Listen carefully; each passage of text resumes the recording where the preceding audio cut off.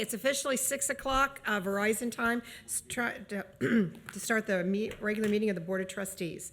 Can we have roll call, please? Ms. Orich? Here. Mr. Unger? Here. Mr. Waller? Here. Okay, need for an executive session. I would request a motion to go into executive session in accordance with Ohio Revised Code, Section 121.22G2, to consider the sale of township property, and with 121.22G3 to discuss pending or imminent litigation. Okay, I motion that we go into executive session for the reasons detailed by Mr. Weckbach. I'll second. Go ahead. Ms. Orich? Yes. Mr. Unger? Yes. Mr. Waller? Yes. Okay, we'll be back at 7. Thank you. Okay, it's officially 7 o'clock, Verizon time. Can we call roll call, please? Ms. Orich? Here. Mr. Unger? Here. Mr. Waller? Here. Okay, is there anything to report back from an executive session?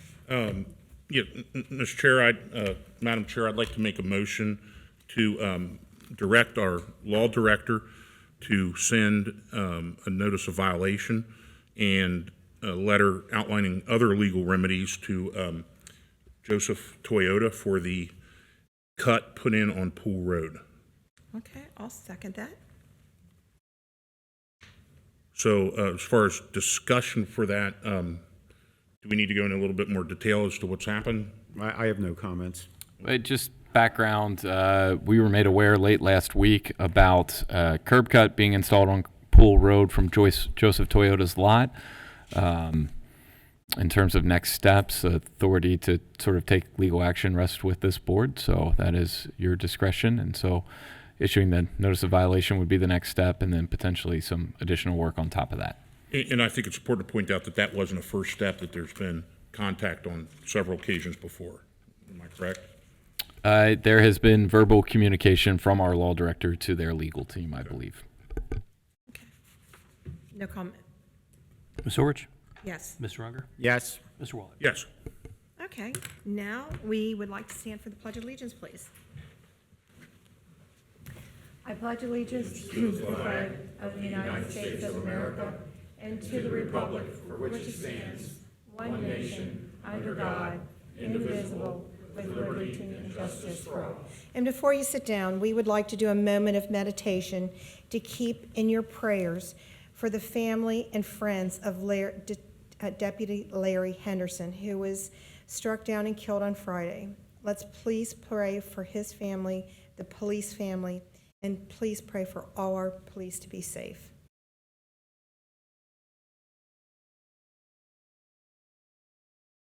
Thank you so much. We have some approval of minutes now. Yes, Board. I have two sets of minutes for your approval tonight. First is for the work session held on April 22nd, 2025. I motion we approve the minutes of the work session that was held on April 22nd. Second? Any discussion? None. Ms. Orich? Yes. Mr. Unger? Yes. Mr. Waller? Yes. Hey, we got some presentations. We got some. Have one more set of minutes. Okay. Also would request a motion for the approval of the minutes of the regular board meeting also held on April 22nd, 2025. I motion we approve the minutes of the regular board meeting that was held on April 22nd. I'll second. Ms. Orich? Yes. Mr. Unger? Yes. Mr. Waller? Yes. Thank you. Thank you, Board. The first presentation tonight will be delivered by Police Chief Ed Cordy, and I believe we're swearing in a new employee.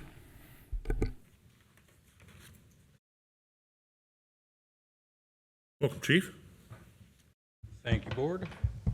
Get myself situated here for a second. All right, tonight before you I have a new officer. It's Tyler Wilkerson. Tyler came to us from North College Hill Police Department. He was there for about a year, spent some time with some of our officers and some training, and we decided to actively recruit him and bring him over with us. So what's nice about Tyler is on top of not only his skill set that impressed our officers, he's also fluent in Spanish, and we are already using him quite often for that. Awesome. He has a Bachelor's of Arts with his major in criminology from Otterbein University. Why don't you go ahead and introduce your family, buddy? My name is Tyler Wilkerson. This is my father, Rob.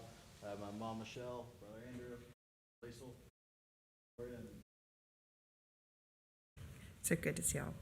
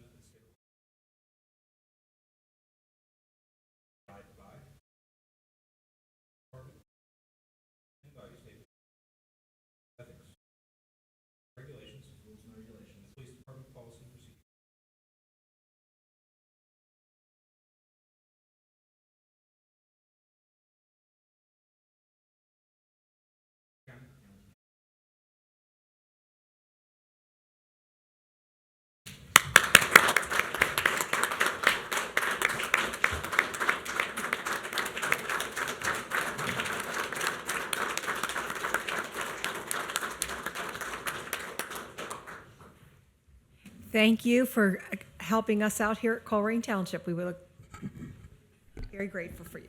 Thank you and welcome aboard. Way to go, Dad. Good parenting.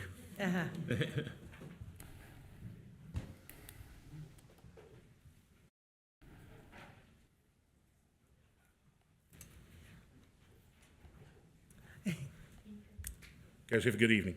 Thanks for coming out.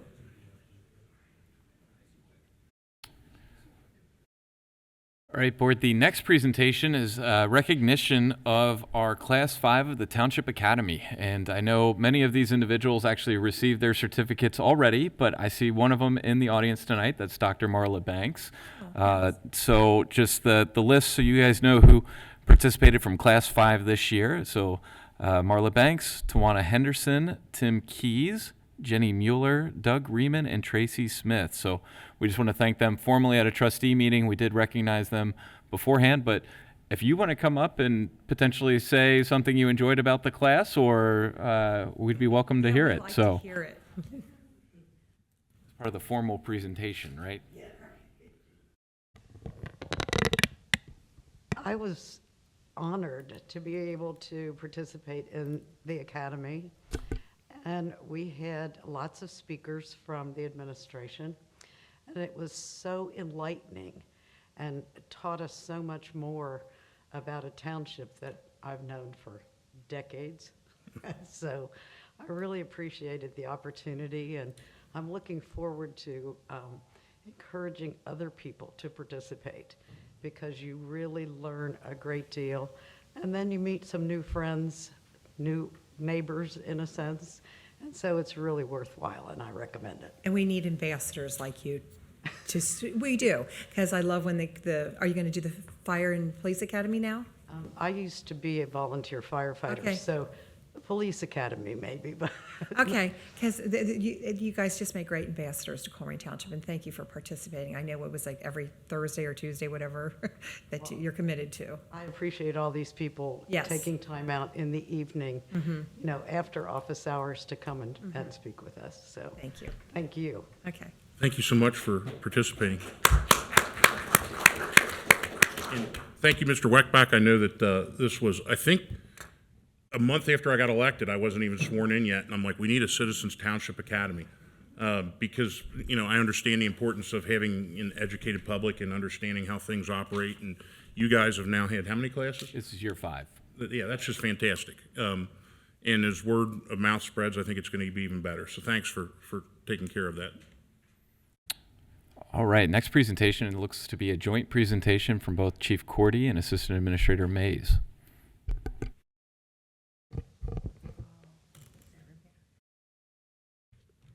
Okay, thank you, Board. So this presentation, we are honoring our first cohort of the Colerain Township Leadership Academy. It is an in-house program that Chief Cordy and I, it was a 9-month program. We were identifying future leaders in our organization, and we met monthly to discuss leadership topics. So tonight's presentation is to graduate them and to give them an award for achieving that process. And we're really proud of our first cohort. And if you wanted to add anything else to that. Yeah, it's just a little bit about it is, it's nice to bring the departments together. It's nice to be able to have them understand and realize that they have the same plights, the same issues, and there's a lot of things that they can learn from each other's conversation and be able to push off into their own departments as well. On top of that, we're taking the experience from we have from multiple different departments in the leadership and being able to show that what we learned in one, we can also teach others. So it's worked out really well, and I think the group has enjoyed what they've done so far together. Yeah. And so for this year, for our first cohort, we had 8 participants, and we want to recognize David Peters and Cindy Miller from administration, Dan Schulte and Jeff Payne from public services, James Riley and AJ Coley from fire and EMS services, and Jamie Penley and John Middendorf from police department. So for our graduates who come up. I wouldn't expect any less from the people that are here. Awesome job, guys. And I think we should have them take a photo with the trustees, and we can Photoshop in an embarrassing picture of the people who couldn't make it, right?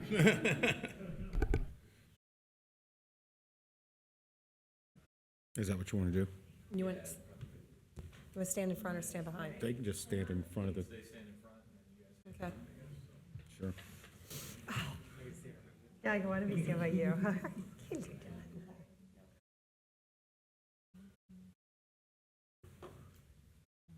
Alrighty. 1, 2, and 3. One moment. I got a memento you can have. Thank you. Thank you. Thank you, guys. Thanks, guys, for doing Keep up all the good work. No, run away, run away.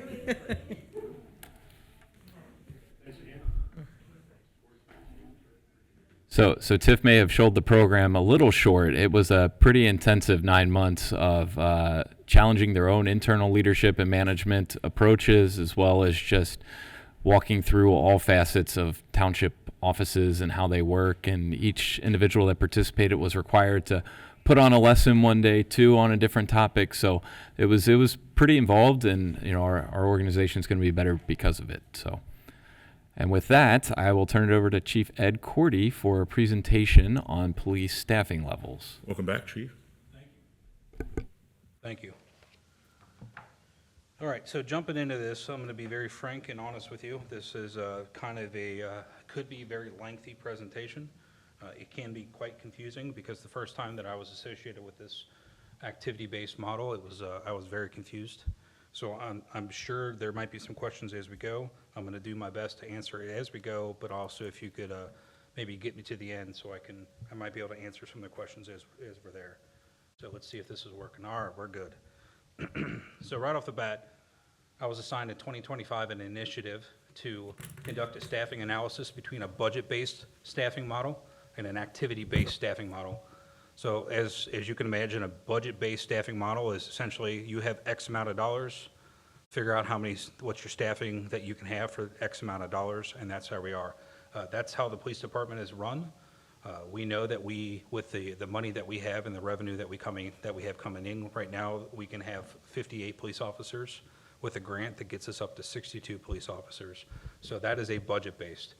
But an activity-based model, at the root of it, what it is essentially it takes what you actually do, your workload, the activity as described, determines what your staffing should need to do. So again, the initiative was to conduct a staffing analysis, talk between a budget base and activities base, and then provide an analysis to the board for you to have some information while you're during your decision-making process. So again, the activity-based, I'm going to talk about this a little bit and then kind of break it down a little bit further before I start jumping directly into it.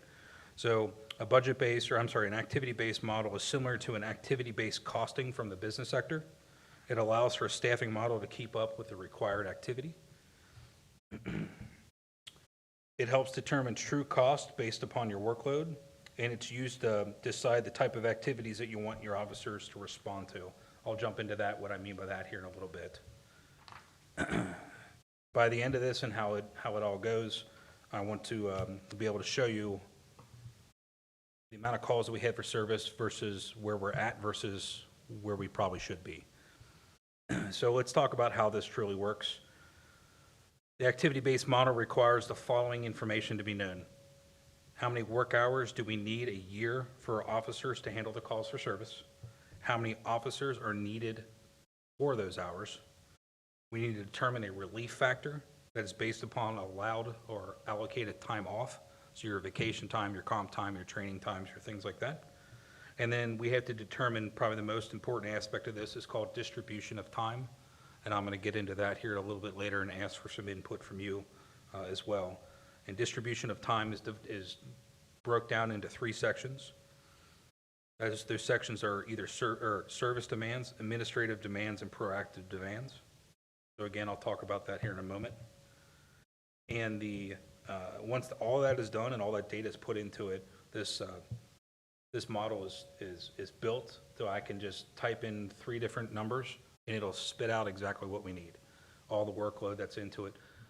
Again, I'll show you the model here in a few minutes.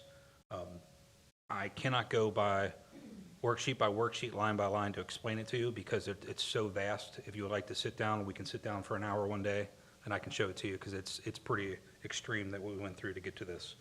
So before we get to this, let me just kind of talk about this next area. So an activity-based model, it's important for us to understand that there's data points that are put into here. It's data points that we retrieved from Hamilton County Communications Center. And in those data points, what it's told us is there is 178 types of calls for service that our police officers respond to in a year. And I purposely have this blurred up here for one reason. I want to not have folks looking and trying to read the Excel spreadsheet that's in the bottom, and I want to make sure this gets through. So it's going to have calls for service, and it's just a very small sample of what it is. It's going to say how many hours on average we respond to those type of calls, how many times we respond to those types of calls, how many average officers are required to handle those types of calls, and it spits out all this work. So if you look here at the very bottom, you got auto accident, advise on injury. On average, and this is directly from the communication center and the data that we pulled from them. So this is a year review of 2024. On average, we responded to 416 auto accidents, advise on injuries. On average, it took 2.2 officers 30 minutes to clear that scene. So again, this is data that is drawn from our computers automatically through the communication center. This is not me saying, oh, I think it takes this long and this many people. This is from them and what they told us in the workload on average or what it could be. So each one of those categories, 178 of them, as I said, are underneath the service demands and how many different units that we have, how many officers are required, and total number of employees per modality. Again, this is overwhelming, the amount that I'm throwing at you and what I'm trying to say. It's going to make more sense here in a little bit, so bear with me if you could. So before I get into the recommendations, let's talk about where we currently are at. I think this is probably one of the more important understanding for us to be. So we look at patrol. Obviously, patrol is our largest area, being 35. In that 35, we have our patrol lieutenant, our 4 sergeants for our patrol squads, our 2 traffic officers, our 24 officers for patrol. We have 2 cadets in there and 2 vacancies. So we have 4 of the 35 that are not actively out there on the road. In our criminal investigation section, that is a lieutenant, a sergeant, and 6 detectives. Support services and training, that's our lieutenant, being Penley there, 1 sergeant and 1 officer. School safety is 1 sergeant, 1 detective, 4 officers. Impact, 1 sergeant, 4 officers. Environmental crimes is 1 officer. And the red sliver you can't see is B. So that's our makeup of our 62 allocated officers. Our budget, if we look at all the lines in the final appropriations for 2025 for our 3 police lines of 2081, 2261, and 2271, as you can see, it's 12.156 million is what our budget is. So let's get into some definitions. This is the most important aspect of this entire model. So I neglected to say at the very beginning, this model was developed and made by an individual named Dr. John Shane from John Jay University in New York. I know I mentioned him last time at the last staff meeting. If anybody would like, I can provide some credentials to him for him to be able to show his qualifications and who he is, what he recommends. This model is developed directly on what his recommendations are, and this is a model that we actually got from him and is able to input the information from the comm center directly into it, input some variables such as salary, fringe benefits, materials, equipment, and let it compute the works for us. So, but again, the most important variable that we as a township can decide are these three things. And we have to decide what our service demands are, our administrative demands, and our proactive demands are of our officers. This is what's going to determine what the model suggests is what our current staffing is. So let's look into this and talk about what service demands is. The service demand is the total time of criminal, non-criminal traffic, any backup activity initiated from a call from public or incident that an officer comes upon. So in other words, these are our calls for service. Or if we roll upon a crash that occurred in the intersection and we're just out on patrol, that's what the service demands are, what the public is expecting or wanting us to respond to or calling us to respond to. Administrative demand, which is also called administrative labor by the IACP. This is report writing, case follow-up, patrol briefings, administrative preparation, meal breaks, court attendance, on-duty training, vehicle maintenance, meetings with supervision, HR activities, training, and equipment maintenance.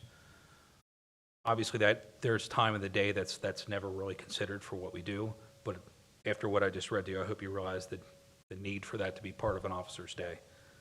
Proactive demands, this is just what it sounds like, to have and to initiate public service contacts, to participate in community policing or problem-solving techniques, to make pedestrian and business contacts, to conduct field interviews, to engage in proactive traffic stops and proactive patrols. By the end of this, I'm going to hopefully get some guidance from you, what you think we should be on that. You'll see what I mean here in a second. So we're going to first go to the recommendations from Dr. John Shane. His model recommends, as it was given, is a split of 41% calls for service, 18% be the administrative, again, your report writing, meal breaks, court time, on-duty training, things like that, and 41% proactive.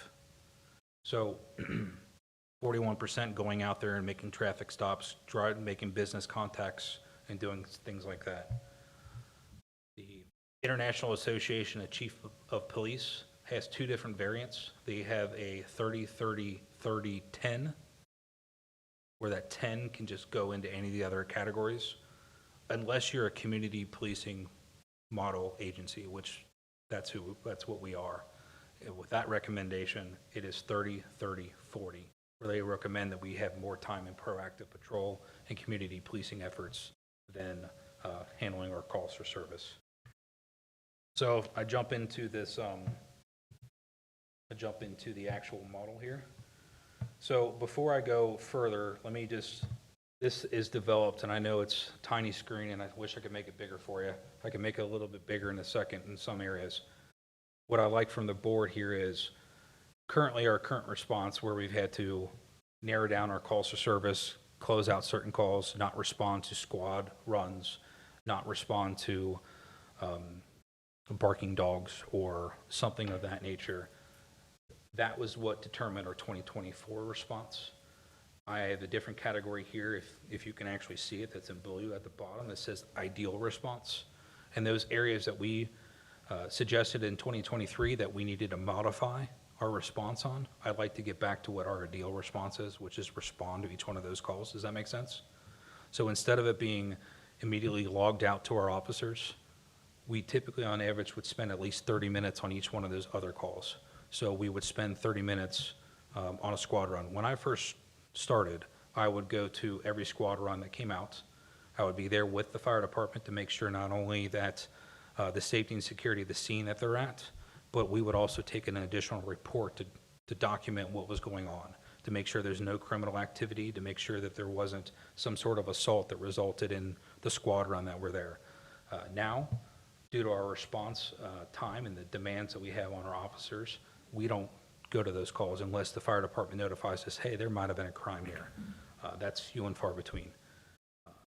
So I guess my question to you is, would you like me to continue this based upon our current response in 2024? Or would you like me to go back to what the ideal response is pre-levy failure of where we respond to all calls for service? Has there been any negative input from this response that you're doing now? I mean, I know you are on some squad calls because protocol dictates if a 911 call comes in and there might be a mental illness, and so you have to have a police squad. Emergency is a little bit different in a squad run because we're the primary on a Okay, psychiatric so there, emergency. just to let the public know, you're still going out on squad runs, not all, I mean, Psychiatric emergencies we Yes. respond to, but if there's the majority of the calls that come in, I think the number one call, and I could be wrong, I wish Alan was here to answer this, but I believe it's a fall.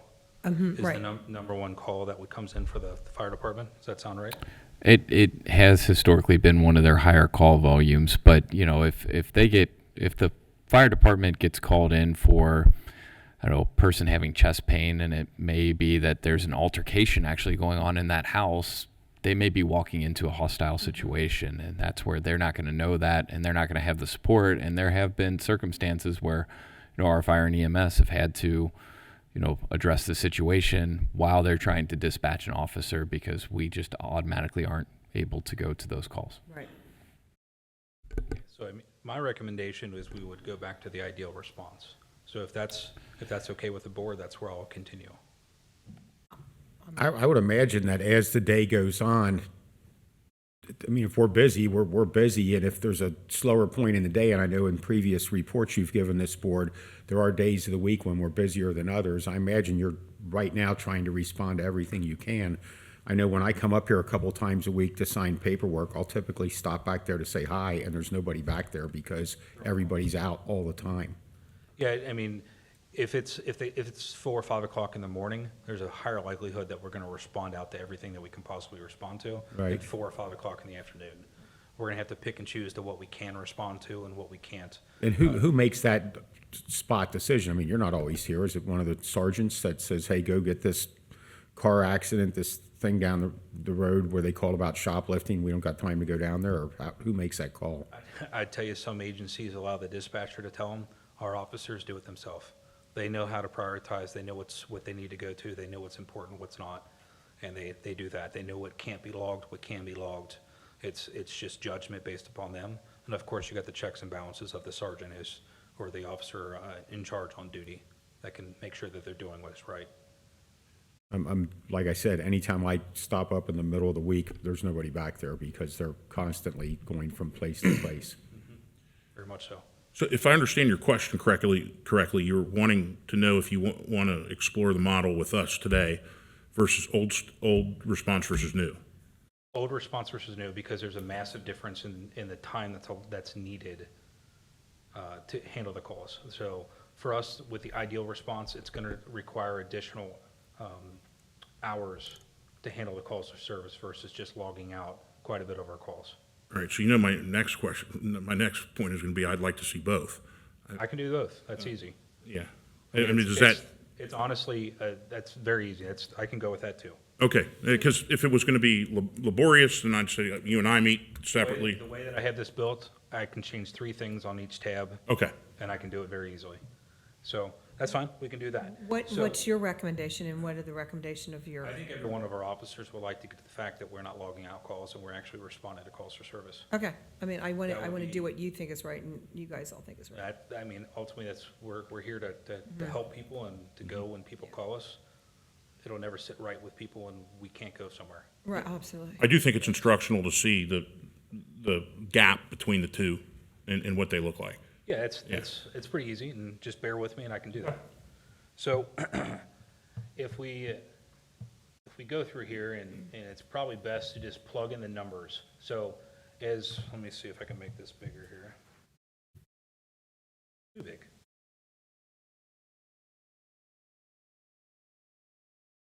Everybody able to see this section right here? Yeah. Mr. Unger, you're the furthest. I was going to say, if you could zoom in, that would help me. The youngest. All right, so as I was talking about, distribution of time is the most important aspect. So this is currently set up to go with John Jay's recommendation, Dr. Shane's recommendation of 41% service, being 41% we're going to calls, 18% we're handling our administrative duties, and 41% we're going out on proactive patrols. So since this is already set up this way, as you'll notice in this section here, that requires, all of our workload requires 22,751 hours of staffing. Then this model builds in an effective relief factor, which essentially says, okay, we have, say, 23,000 calls or hours of work that needs to be handled, but we know officers are off for either training or comp time or vacation. There's an effect of it's roughly about a 1.27 multiplier in here for that, which I can get into if you wish, or I can just show you what the model recommends. So if we go and we say John Jay University, 41% service, 18 administrative, 41 proactive, for us to handle our 22,751 calls. We're looking at here, and look at this section here. It says that we should have 103 officers. So our entire budget would be over $20 million. 103 officers, 46 of which would be dedicated solely or completely to patrol. I also have built into this criminal investigations, support services, school safety, impact administration. Those are all fixed variables, they're all fixed tabs that are not directly impacted by the calls for service. Kept them the exact same and just included the relief factor with them. So again, this is recommending that we have 103 officers at our current model, which requires us to log out multiple calls for service, and it's just over 20,000. So if we look at the ideal, I'm sorry, 20 million. 20 million is on that one. If I look at this one here, break it. If I look at this one here, again, have the exact same 41, 18, 41 for our distribution of time, but our ideal response now requires 29,400 hours to be able to handle the calls by going to all the squad runs, going to all the barking dogs, going to all the different things that we surely should be going to. We look at the organizational recap on that, we're at 120 officers with a $24.6 million budget. So that is the John Jay University model. Now if I go into and just change this to the recommendation for IACP, we're still at 22,751 hours for our current response model. Change our distribution of time to 30, 30, 40 as recommended by IACP. Our organizational model now says we should have 119 officers at a $24.8 million budget. Again, that is based upon our current organizational recap where we are logging out calls for service. If we go to the ideal response, which I think all the officers and most of the citizens would agree we should be at, with our 30, 30, 40, again, our ideal response requires 29,400 hours to respond to. Our recap is now 142 officers at a $31.8 million budget. A lot. It's a fairly major difference from where we are. It completely explains why our officers feel like all they're doing is chasing their tail, because they are. So, looking at this model demonstration, put together a summary of our findings. Our current model, 62 officers.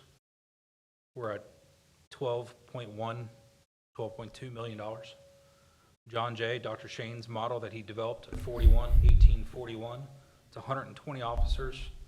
This is built on the ideal response, so where we're responding to all the calls.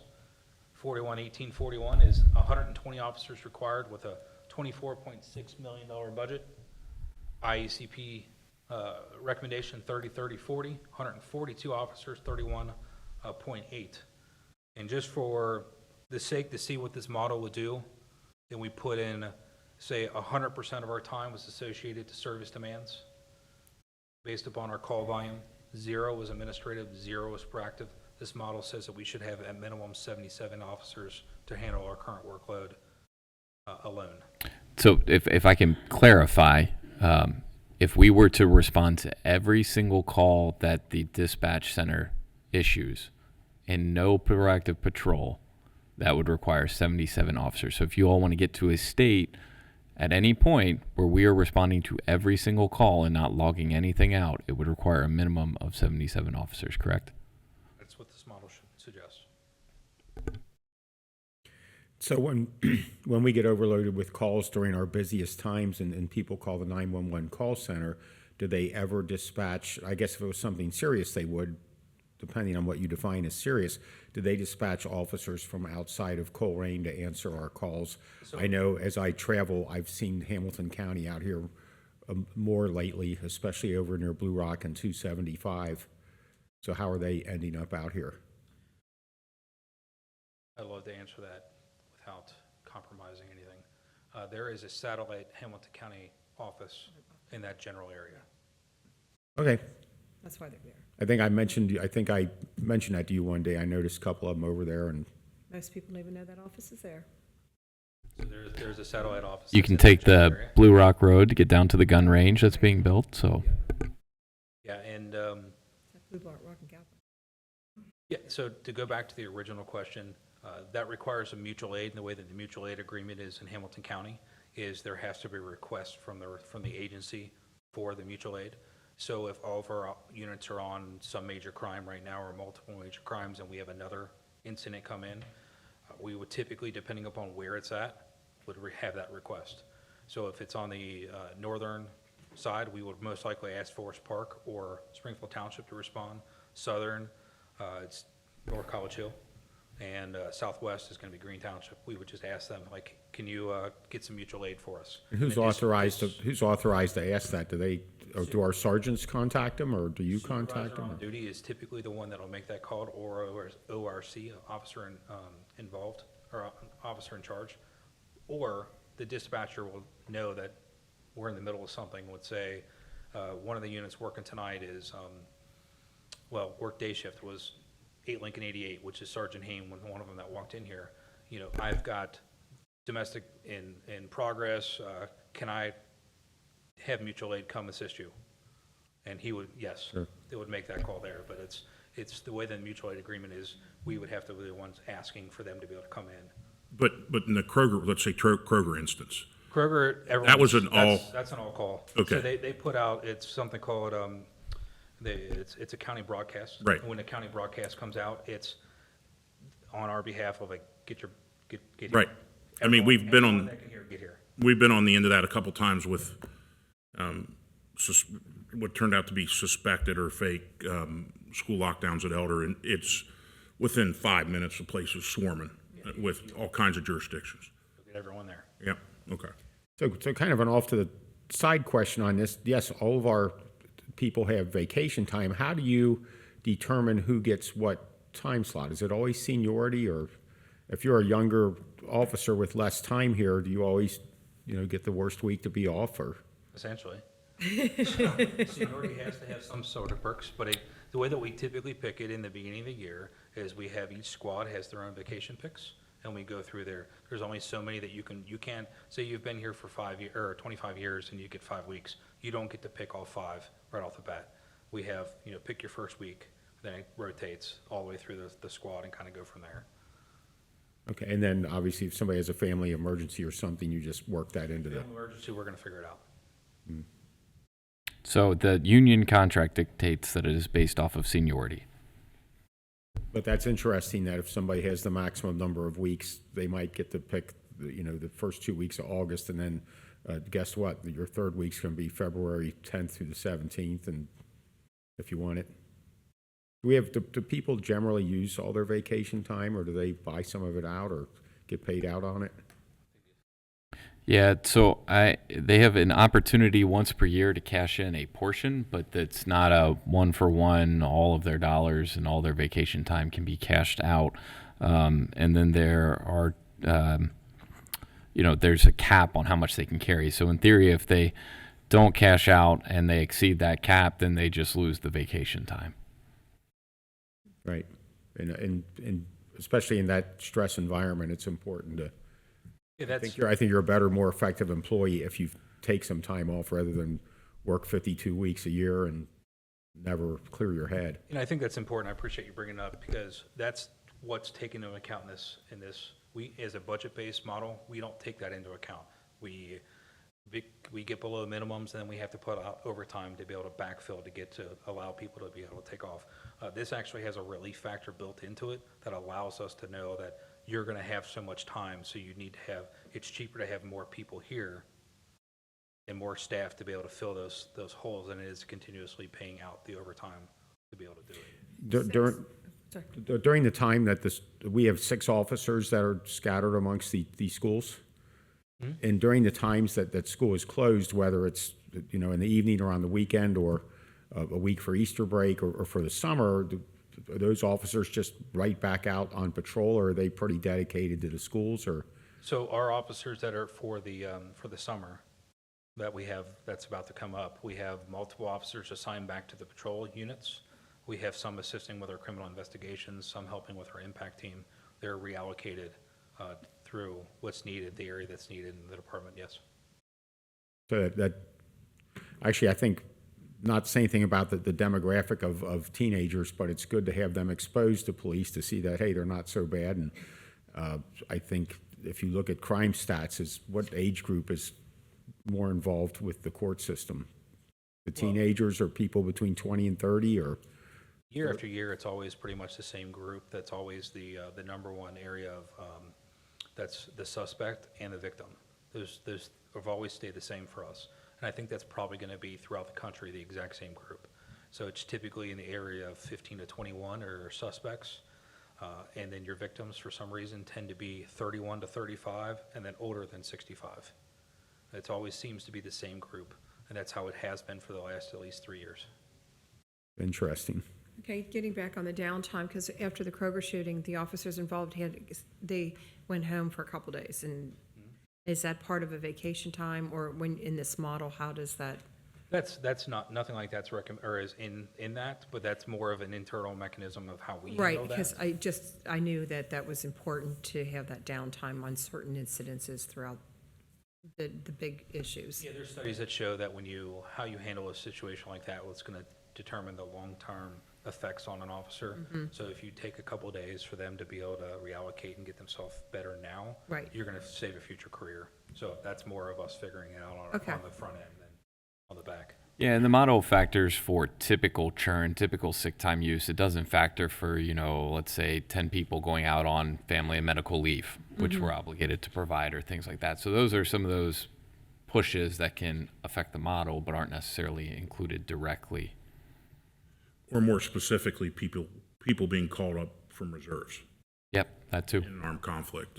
That seemed to be a big problem 5-10 years ago. I mean, we've had a couple individuals between police and fire that have been called overseas for different types of combat activity.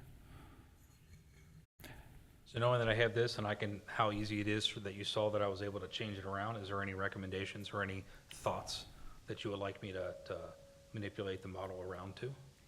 Would you like to see more proactive, more calls for service, more, what would that be, if anything? I wish more of the public would see this, because most of the time we get the negative calls, the people speeding through the different neighborhoods. We have the people that are upset with the loud noises from the bars and parties, and, they feel that our cops are ineffective. I hate hearing that, but when you see this model, it explains why we can't go out to somebody playing their stereo too loud, because when you get there, they turn it down. As soon as you leave, they turn it back up. So, I mean, you need to, like you said, be out on the more important calls, but the public really just needs to see this and know why we're not responding to the speeder and that traffic violation. And Absolutely, I agree. And, you know, it's, just to show you the type of calls, if you see the screen here, if I just scroll through, this is where we're at. I mean, you see all the different ones. Like I said, there's 178 different ones that are in here that are all allocated and that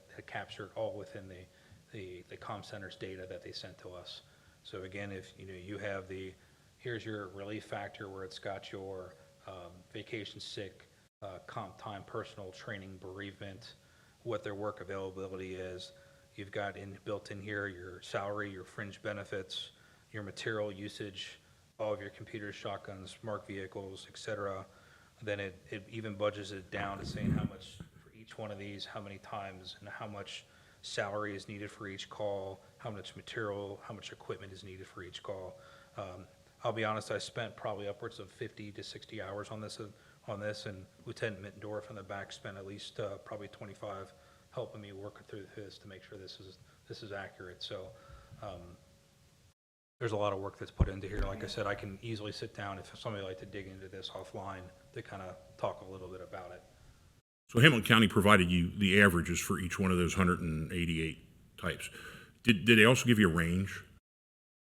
No, so through the communication center, all they know is the data points. When they dispatched us, when we arrived, Right. when we cleared it, they provided us just those. So there's the raw data, we dispatched them, they weren't available at this time, and that's how we were able to come up with these averages. So this is countywide? This is Colerain Township's calls for service only. Okay. I mean, I guess my question is, do we have other things to benchmark it against other departments and say, hey, look, you know, we're well within other departments' response on this kind of issues, or? I don't. I mean, I guess I could request Green Township's calls for service and build another model based upon all their data, but that's going to take me quite some time to Right. get all their how information. many cops do Green Township have?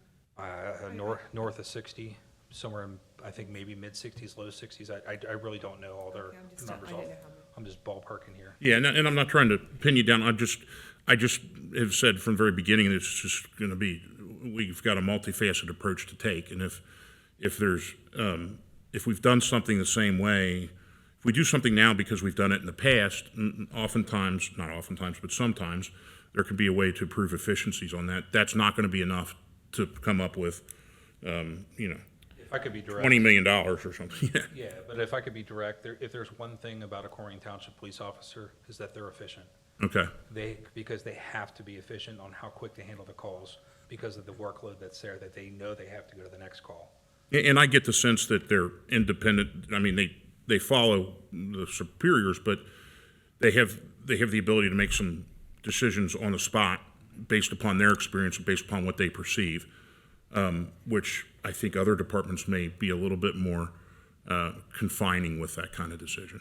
Well, I would agree with that, but I would also tell you that it's really hard to benchmark Colerain Township compared to almost anybody else, because if you truly look at our peers and similar, we're talking Westchester, we're talking Green Township, the type of calls for service that we have compared to them is not the same. Right.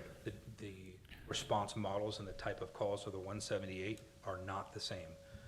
So it's really hard to do apples and orange, or apples to apples. It's more apples to oranges when you have these type of models and try to truly benchmark them. My guess would be City of Cincinnati would be a more accurate.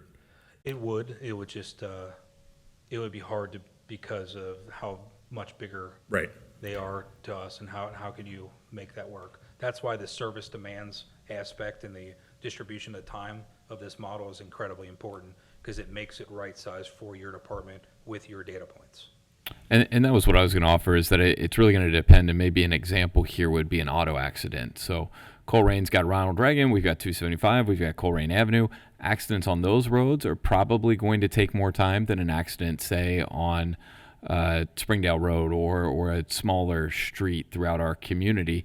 It also may depend on whether or not our department has a total station and the other department doesn't. And so if they don't have the same equipment, it may take them longer, or it may be faster if they've got better equipment. And so those are all things that factor and weigh in. And that's where, we're constantly looking for ways to improve what we do. I mean, I brought up total station intentionally because that was equipment that we bought within the past 3 or 4 years that has drastically reduced the amount of time that our investigators need to be on scene for auto accidents. And so that the apples to apples is really tough just because of the physical construction of our community and how it's different from other neighboring Now, communities. the other side of that coin I want to ask is, I guess you've talked to folks in the department about this. Is there a sense at all that officers would feel like this would be, I don't know, kind of like a clock watcher type thing, like, uh-oh, I better go, I haven't hit the average. I mean, I guess I don't want them to feel at the same, they know they have a billion other things to go to, but they're not looking at a clock to beat the average. No, being on patrol for majority of my career before I went toward the administrative role, I could tell you that, there's times that I felt like I know I rushed calls because I knew I had to go to the next one. And it feels good when you can actually go to a call and provide the adequate service that's not only needed, but what the person wants. So that's, I don't know that it's truly ever going to be a clock watch or anything like that. I think right now, what's more important is that where we're at is watching our officers to make sure that they're handling calls as fast as they possibly can so they can go to the next one instead of the opposite of, we just need them to be incredibly efficient. And the other thing I think that helps is we've, at least I think in the past 2 years, refocused on education and training. I mean, the primary reason to keep officers safe out there, but the second reason is to just make them better at their jobs. I don't think you can have too much, like professional development or education and training. But at the same token, I think that Colerain officers pretty much get to see it real life, every possible scenario almost. So, Yeah, a lot of our staff will tell you if you want to be a real cop, Colerain's a great place to be a real cop. Because Indian Hill. You're going to, any type of call that you could ever imagine, you're going to respond to. Is there a different, I mean, the correlation here, I'm trying to, so when people call, I get calls and they said, I need to call the police. And I tell them, please don't call 911 if it's a non-emergency. So 2 or 3 cops. Is that all in the same dispatch between, and then I know there's personal times I call you, talk to Jamie. Those type of calls aren't even integrated into this system. No. So, I mean, sometimes I feel there's even more that we all require things from you that aren't in there. Yeah, so this is essentially and you'll see here, it says 37,575. That number is how many calls for service are in the comm center's database for us. Last year, we had 45,323, I think, calls. So not every one of the calls for service that we responded to are captured in the data points That's from right. them. So there still is roughly a little over 7,000 calls that we do not even have captured in this model. Right, that's what I And that wanted to is bring to up. be the type of calls that are self-generated from the police department for us going out, people calling the 321 cops number, and we end up going to the calls and putting ourselves out of service. So a lot of that stuff, again, is not quite captured in there, but But if it was captured in there, that model would require probably at least, you said 7,000 hours. That's how many more police officers for yeah, that. I really don't know how I could capture I it. know, That's the I reason why know. we didn't I just try to wanted the speculate. public to really know that Yeah. this isn't all the calls that you get. Right. And it's not all the calls, and, that's one of the things that Lieutenant Mendorf and I talked about, like, how can we capture the unknowns, because we know there's an unknown variable in there. Right. And we figured it was better just to go with what we know is accurate instead of speculating, because that compromises the integrity of the entire, the model. Now, is each call a unique situation, or if I see something and Ms. Ulrich sees the same thing, Mr. Baker, and all 3 of us call, is that 1 call or 3? It depends. So if you're calling and all 3 of you are driving down 275 Yeah. and you see a massive crash, it's all 1 call. Okay. It'll be on 1 call, but everything is different. So like I have, highlighted in here, a trouble brewing. That could be 10 different types of things. As we talked about last meeting, does it get recasted if it's trouble brewing and it turns into a fight call, or does it turn into a domestic? Or a lot of times it gets recasted, but there's 507 times that we responded to a trouble brewing call. Every one of those are different. Now, it shows here on average, we clear those in 30 minutes, which is pretty amazing, because that counts dispatch, drive to, figure out what's going on, and then get out of there. So on average, we're 30 minutes clearing a trouble brewing 507 times last year. It's the same thing, if you look just right above it, trouble, 531 of those, clearing in 30 minutes. Well, I think this is all very good information, and just for those that are watching at home and might not know, all of our officers are based here in this building, in our administration building. We're in the trustee chambers, and the police department is kind of right across the atrium from where we're sitting. I imagine 90% of our citizens may have never been here or seen the place. And also, if you see one of our officers sitting in a parking lot or sitting somewhere, they're very likely trying to catch up on their paperwork, because every single one of these calls needs to be documented, because you don't know that you're not going to be sitting in court 3 months from now and trying to recall something that happened, January 12th. And it's a good thing you took accurate notes so that you can, ultimately, especially with the trouble calls, we want to be able to get a conviction. And a lot of this police work is not worthwhile if we don't have everything well documented. So that takes a lot of the time also. And having been on jury duty before, it's amazing the amount of time officers spend sitting outside of a courtroom waiting for an attorney to ask for a continuance, and you make 2 or 3 trips down there before you accomplish what you've set out to do. And that's all captured in this administrative time that we were talking about in the distribution. So, just before the meeting, I talked with a resident about the basketball courts on Blanchetta. I directly plan to ask our officers that are in the southern area to sit in the township lot driveway that's right next to the basketball courts and complete paperwork. Because their desire, their belief is our presence might help. So it's a good place for them to sit. So sometimes we're directing our people to sit there, because the southern units, it takes them a solid 10 minutes to probably respond back to the police department. Before we could do a lot of the work, and we would actually have to come back to the police department to do some of the work. You go clear a call, you drive 10 minutes to the police department. Before you get there, you got to turn around and go to another call. So we purposely have them sit in their areas to do some of their work, because we know it's quicker. We're going to be able to respond out to those calls.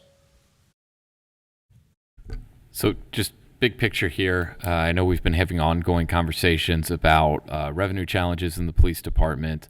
This was intended to provide sort of that staffing overview, so as we continue to have these conversations and make decisions on where we want to be as a police department, we're keeping in mind what kind of staffing level, what kind of response level we want to have, because there is a dollar impact associated with that, and that's a dollar impact that we have to find a funding source for. So sharing all of this in advance of that, and we're seeking whatever direction the board wants to provide us, whether it's today or at a future upcoming meeting.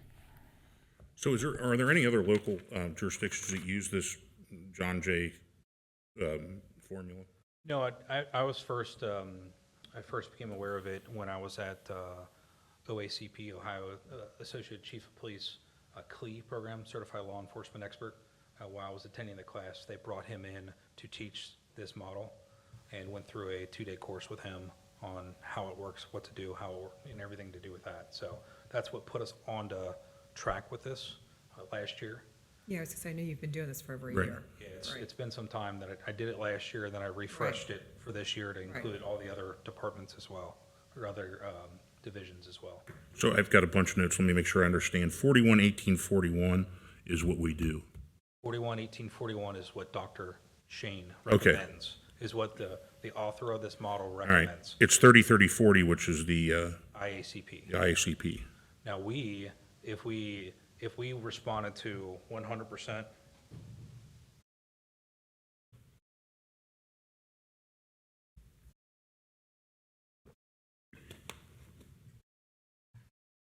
suggesting we should have 77 officers if all we did was go from call to call to call. That's 100-0-0. So 100% for that, yes. And how would you say we're split now? Oh, I mean, we're well over 100% going to calls for service, because we have way less staff. Okay. Yeah, we're not responding to all the calls because we don't have the manpower to. So we probably still are spending probably 8% on administrative time. This is the response model, that is, where we're logging most of our calls. Right. So we're like 9280? But without having a firm number. I'm not Right. holding you down I just want a ballpark. Yeah, I would say we're not spending a considerable amount of time on administrative paperwork. That would be 78 officers at 98, or 9280, How many? 78. 78. And we're doing it now with 60. Yeah, so if you want to say what I would guess that we're probably doing, Yeah.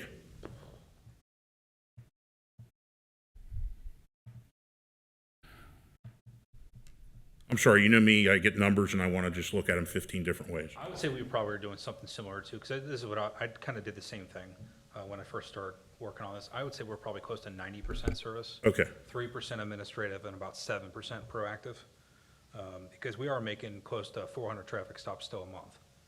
So that's still at 79. It's so small when you're changing those percentages; they're about the same. So we're doing 79 officers worth of work with technically right now 58 officers, and we have 2 vacancies and 2 in the academy.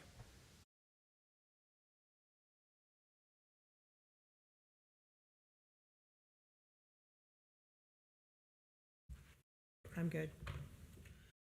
I think that's a lot of information. Thank you for all the effort that you've put into it. No problem. If there's additional questions, just reach out. Very impressive. Thank you. Absolutely. Thank you so much. So I know it's confusing at the very beginning, but it gets to the point to be able to show you where we're at, and there's a lot. So thank you. Thank you. So, but before you leave here, it just kind of occurred to me, this response model, certainly, if used over a number of periods, it should reduce your number of calls. If we have adequate staffing. Right, if you went to the John Jay, the 42, So I mean, 41, 18, 41. in theory, the more proactive policing that you have, the less calls for service that should be generated, because there's going to be things that are going to be driven down by more proactive policing. Does that make sense? Yeah, that's what the numbers always say, but Hotspot, it's Right. It's different policing philosophies that exist. that's what the numbers always say. But what's your gut feel? Does that have a, Hotspot policing works, crime Okay. prevention works, problem-oriented policing works. It just requires the staffing to be able to actually do it. okay, because when I was in graduate school and used to look at all those statistics, I'm like, oh, it makes sense. Now I'm here and see the 188 different kind of calls that you have. I'm like, well, how's proactive? So hotspot policing effectively, let's take a place that no longer exists in Colerain, John Rose. John Rose was, when it existed 15 years ago, was one of the worst crime-ridden areas in Colerain Township, with shootings, stabbings, homicides, anything you could ever imagine would happen down there. If it was violent, it was there.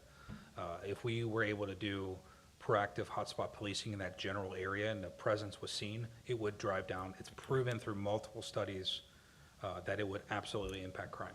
I remember that statistic coming out when we relooked at the 911 calls. It was like 75% of our crime, and then as soon as we condemned all those, the statistics just was, It helped a lot. yeah. And now we see flock is kind of a force multiplier. So, can we give a quantitative value on what the flock is worth? You give me 6 months, I probably can. All right. I look forward to that. Yeah.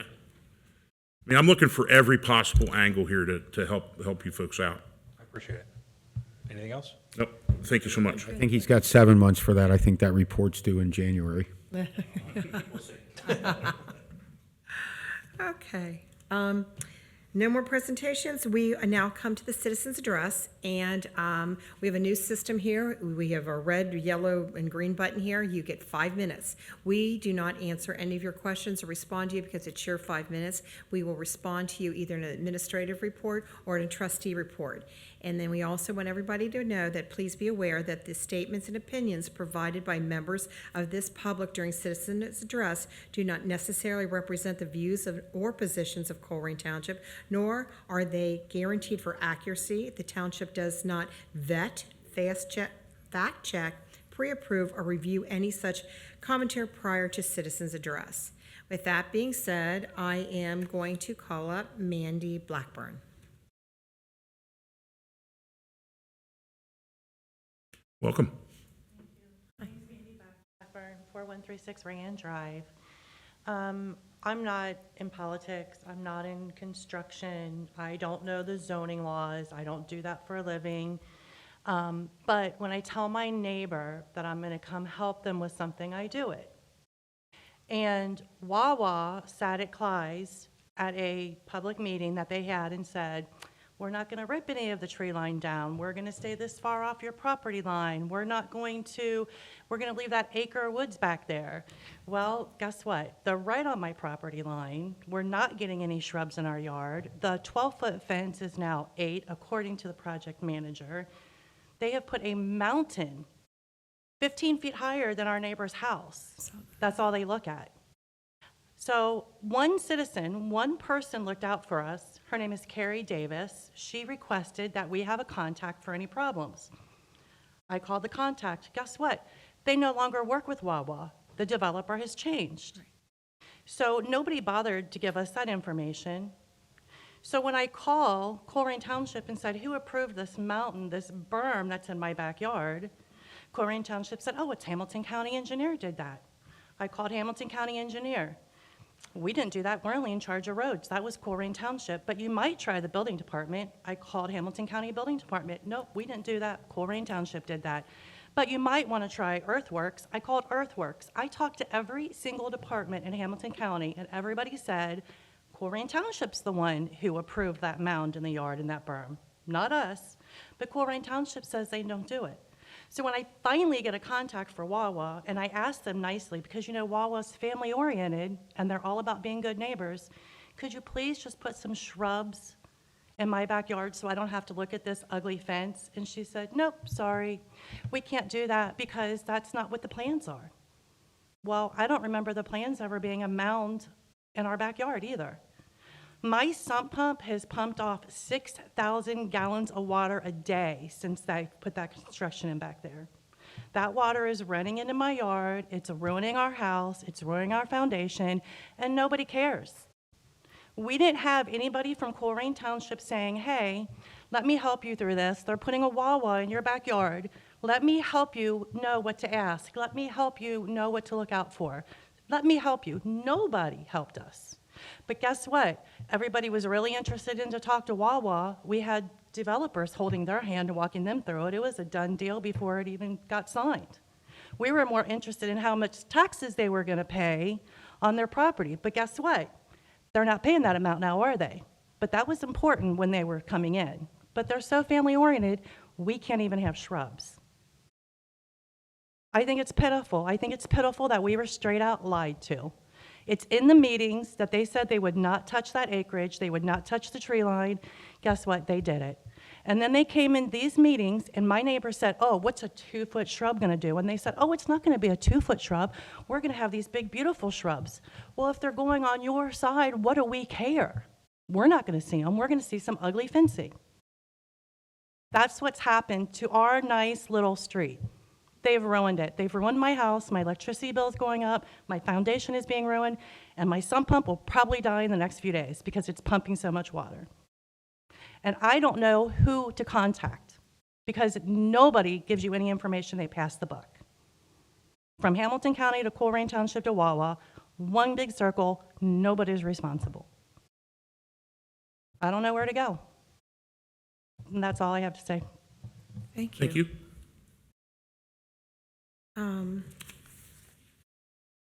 Steve Schneibly? Schneibly?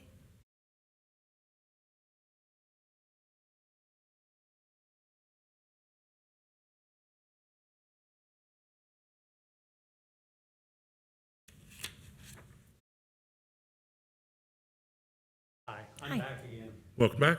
Steve Schnebley.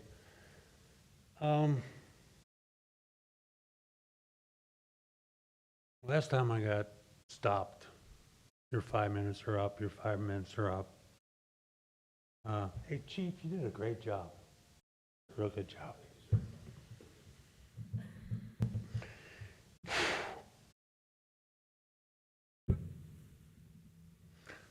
So I asked a month ago, I think I heard something about you all respond or whatever, but you can't talk to me. I haven't seen anything in a month. I thought I did a really nice email, nice photos, everything. What has happened since then from Colerain Township's point of view that I've seen? Nothing. I have gone to sleep and woke up mornings hearing the word community, community, community, community, community. I heard last time and this time. Pledge of allegiance and justice for all. There is right and there is wrong. So let's go to the summary that I missed. All right? I really expect us to be a community. I'm Colerain Township. I'm not Wawa. I was born here in 52. I've lived on Rayanne since 56. Summary. I'm going to let you know, as I did in the email, so you won't get blindsided. I'm going to tell you, I have patience for about another week. And then, with nothing heard, as it has happened for the last month, then we're going to go to Plan B. And you know what Plan B is. I'm going to do whatever it takes to find the best counsel for us. I thought us as a community, but it doesn't seem to be that way. I'm going to try to find out why, how, and what happened. I really don't want to go after Colerain Township. That's not fair. The accident already happened. So let's talk about fixing it. But I'm not getting that conversation, and no one else is on Rayanne. I would like that conversation to occur within the next week, or at least a good, big step of good faith forward at that time. If not, I'm losing sleep at night. I'm losing sleep in the morning. I'm stressed all day. I get up every morning, plop my feet outside of bed, look out the bedroom window. What do I see? The crap that I was trying to fix for 5 months with no help, and it's still not being done. I have to turn this over to somebody else. I've seen my physician twice. I've seen my heart specialist once. My blood pressure medication has doubled. I have nothing but stress. Really trying to control the anger. Something's going to get done. I don't want to go to Plan B. I really don't. But it's not a problem for me. Trust me. Look at me. It is not a problem. I'm going to divest. I'm not going to walk away, which is what the insurance industry did, which I came from. You deny a claim long enough, people give up and they walk away. I'm not playing that game. Everything has progressed. Now we have how much time? Much. Okay. What has happened in the last month is they've tilled the soil in the hills, and now they put mesh down, they put seed down, they put straw down, they've had mate hills that you cannot mow because they're too steep. That shouldn't even be there. Okay? Go look at it. The tree line, they're not supposed to come close to within 10-foot landscape buffer. You added on a slide an extra 5 feet buffer with the 10 feet. They are on the fence line. Their bulldozer has gone 2 to 3 feet down on the fence line, and on my 50, 60-foot trees, I see root systems this big, 8 feet out from the fence line. And what's going to happen? It's going to show up in 2 to 4 years from now? Then what do I do? Who do I sue? Who's going to fix it? Do I spend $25,000 in landscaping, or do I spend $25,000 going after this crap? Your time is up. Thank you. Your time is up, Mr. Schnepley. I understand. Mr. Schnepley, your time's up. Okay. Can you please sit down, sir? Your time is up. Mr. Schnepley? We did this last time. I know, and I'm asking you that your time is up. I understand. I'm going to go ahead and move for recess. I think he's, thank you. I know this is an emotional issue. I'll withdraw. Yeah, okay. I think Dominic, Diana, I think she was here. Did you talk to her? And she took care of her. Okay. Carl.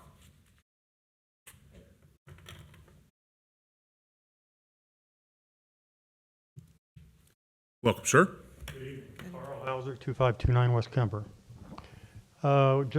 Chief Cordy had a great presentation tonight, and I would suggest to the township that we have a meeting for the township residents, that he can present this to them. Now, I understand that a lot of people won't come, but there are very many people in this township that are very,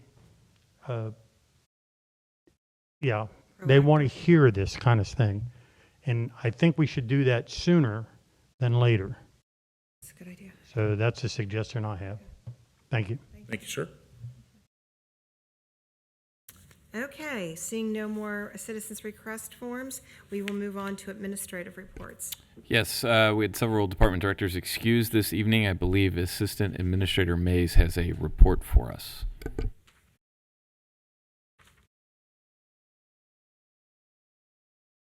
Welcome back.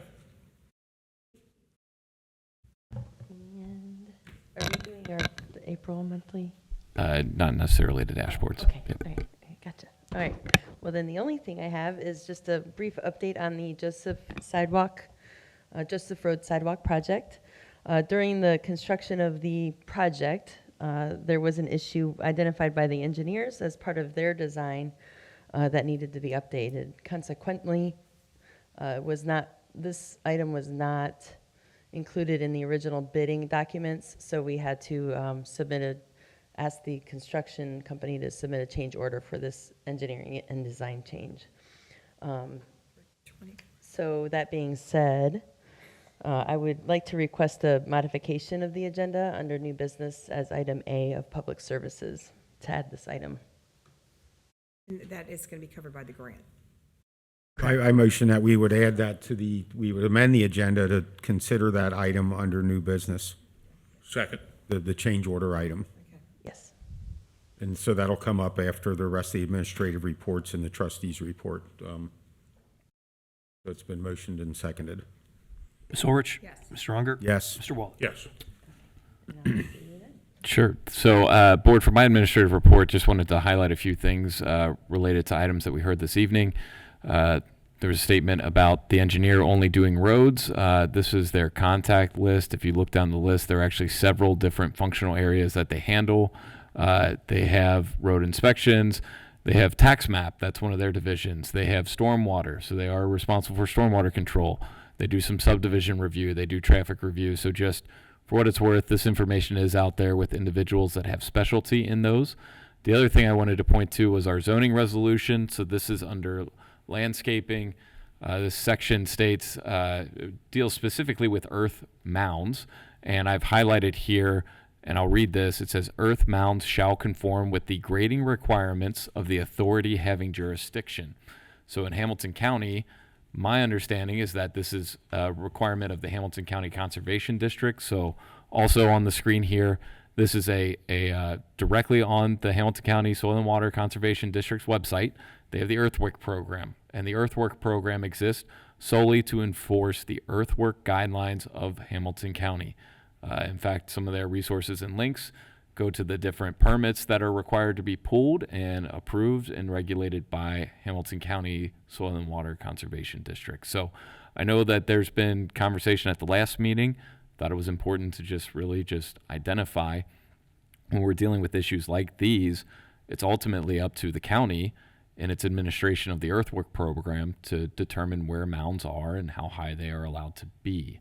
So just And to that end, we do not have engineers on staff. That is correct. They have engineers. That is not, it's our position, and I realize to the residents it doesn't matter. They just want the issue resolved. But in my mind, that is what the Soil and Water Conservation District does. In response to, since I can't pronounce his first name, I'll say Steve. I did talk to him after the last meeting, and I did meet with Che Alberto and the county engineer, and their response was, the county earthwork regulations is confined to compliance with stormwater pollution prevention plan and the geotechnical requirements of compaction and slope stability.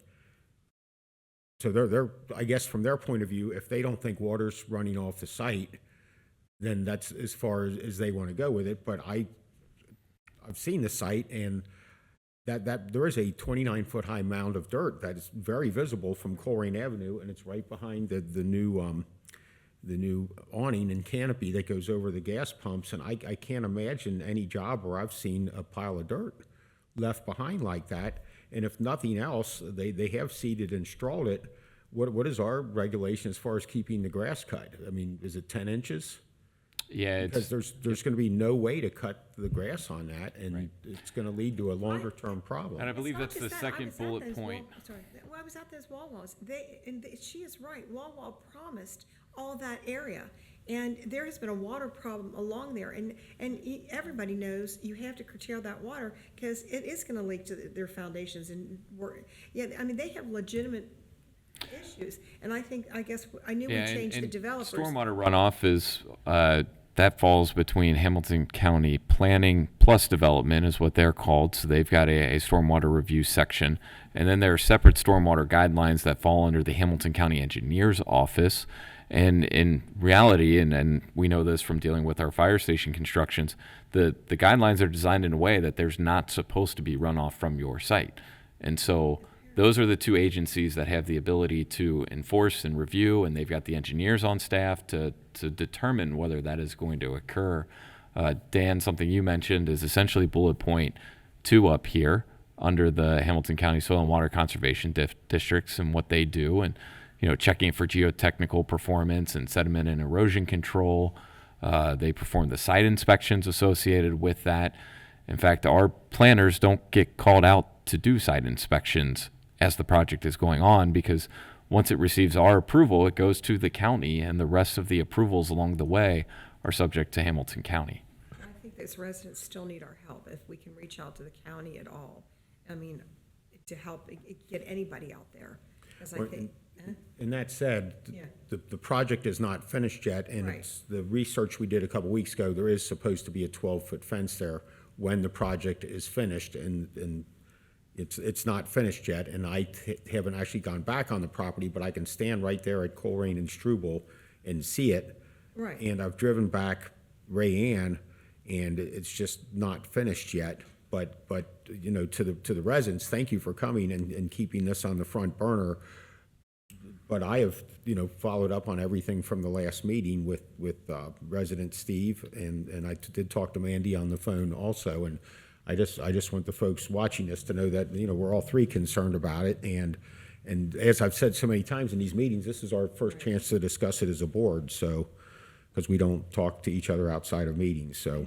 David just left. I just wondered if we can have any of his contacts to get somebody out there to take a look at what's going on. And the earth we can mound certainly needs. try. I mean, ultimately, and this is one of the things about townships, we're considered unincorporated parts of the community. We are subject to the laws, rules, and regulations of Hamilton County, and so we could always ask, but there's nothing we can do to force the county to do anything, change anything. Sounds like Dan's had some conversations with the Soil and Water Department. They gave them And that's where some of my frustrations have come in, is just trying to get them as the individuals that have the responsibility in this area to acknowledge that responsibility and then to work with our residents. So I have a couple specific questions about this, because my recollection, it was supposed to be a 12-foot fence. And now are they saying they're putting up 8? Have they put up? It says 12 in the plans. Okay. It's just So not, I the haven't had project's any not done contact yet. indicating otherwise. Now, maybe they've told a resident that, and if they did, when the project is completed, Right. that's when we would go out and inspect, and if there was something that was in violation, we would take action. So the example that I'll provide is when Kroger was built. Right. They were supposed to have, I think, 2-inch caliper trees. They put in 1.5 inches. We had to go out and do some enforcement actions that led them to go back to the zoning commission to address the problem. On the shrubs, that was a discussion I remember, because I think the original setback was 5 feet and they wanted 10. Is that been abandoned? Because that's what was suggested by the citizen. I don't know. That I don't know without looking at the final development plan, and that's really the key to this conversation around the shrubs, is if it's not on the final development plan, we don't necessarily have any enforcement mechanism that we would be able to use. Okay, and, I know that water has been a problem there. This is pumping 6,000 gallons of water a day. and we've had a lot of rain, right? Well, sure. Yeah, but it's not helping that. And I'm not going to hold her to that number. 'cause Well, I don't know that those have no, I'm not, I'm meters just trying to on be them. ballpark here. I think that we need to get somebody out there. And I have read correspondence back and forth, and I don't know if anybody else was copied, between Eric Long, or Todd Long, and Eric's his son, Todd Long and David Miller, with regard to what the responsibilities were here. And I was a little confused when I heard, they haven't heard anything from Colerain, because I know David Miller has included me on a lot of the back and forth, that they met for a lengthy amount of time, Mr. Schnabel, and Schnabelli. yeah, and Mr. Miller, and I know some of these issues were discussed.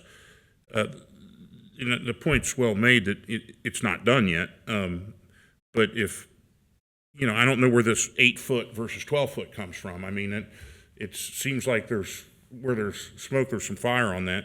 What about this was mentioned by the tax payment?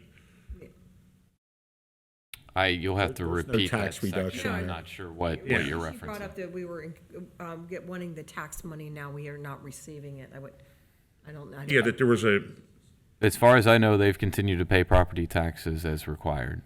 and that property is actually TIFed, from what I remember. Yep.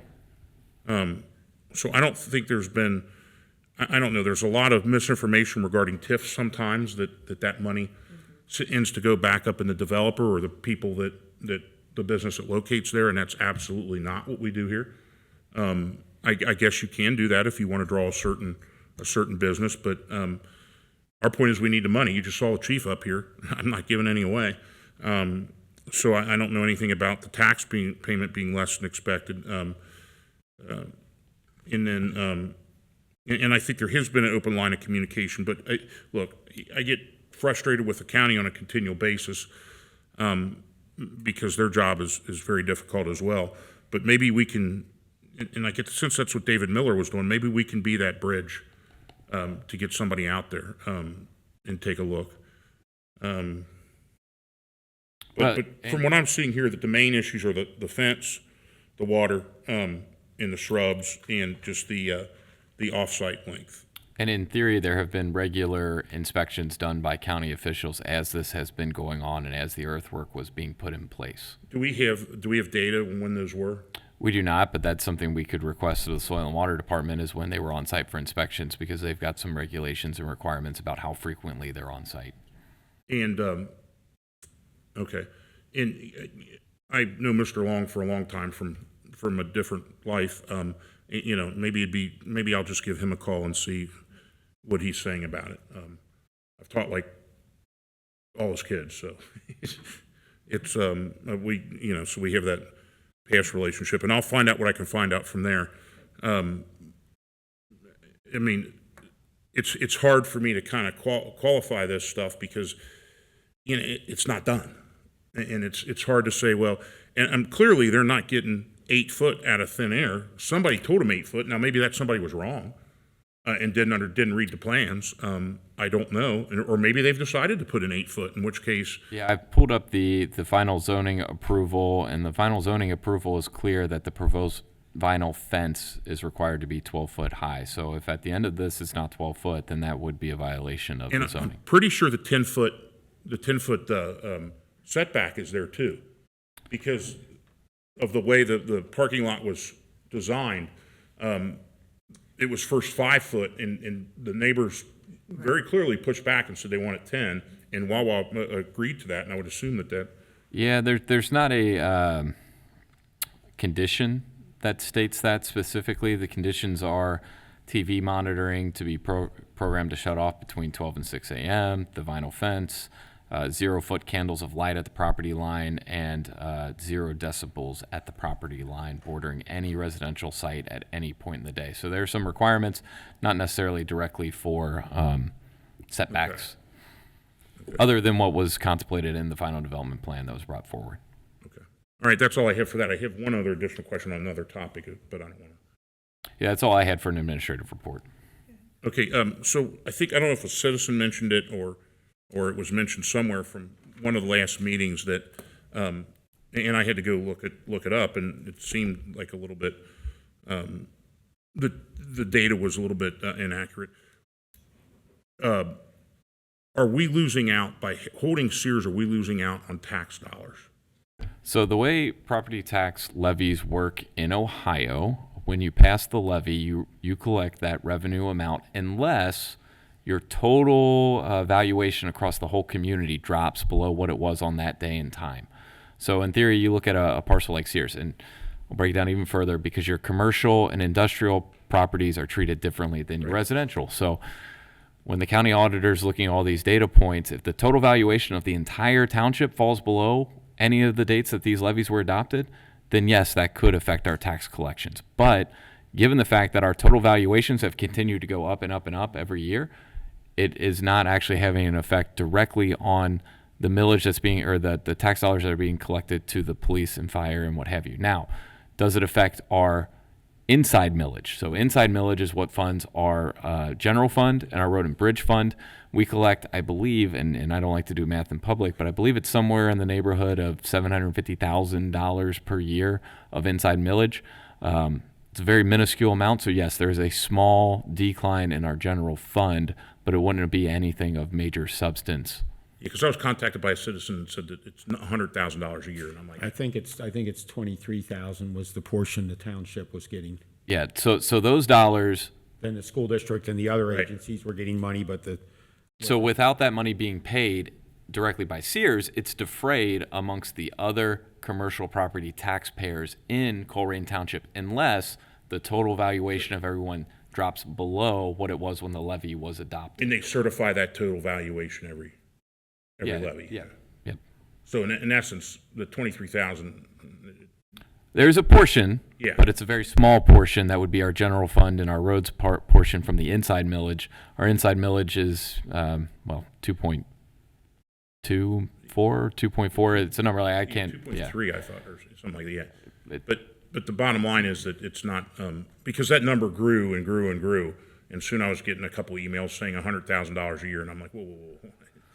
This is not the case. No, our public safety, because of the levies that we have in place, they collect the same dollar amount each and every year until a new levy is adopted, or in the case of 2012, when property values decline substantively, you see a subsequent decline in property values. So the likelihood of any one of our levies collecting fewer dollars than it does today is very, very minuscule outside of a major shock to our economic system. I'm looking this up while you're speaking, Matt. In 23, the year before we bought it, the tax bill was $94,101. That's where they're But getting interestingly enough, right now, we do not own it. The Hamilton County Land Bank does, and they are in default $2,572.79 in taxes. So there's something for you. The land bank has a unique ability to be able to, Not pay their taxes. they are able to remove their tax bill. Right. Yes. I'm just telling you what it shows on the, for 9505 Colerain, current year tax detail. That's where the $100,000 seems like it came from. That's Yeah. what I. Total owed 2572.79. So there you go. Thank you. But this has all happened. We're going to move forward from this and get Right. going Yeah. with it. We just need to stay on it and get that property back into, onto the tax rolls, and hopefully the Get a bigger demolition value. as well, and get a better value out of it. You're right. All right, that's it. Thank you. Okay, so move on to the trustee reports. Who wants to go first? I will be very short. Okay. Because the meeting's already been going on for a while.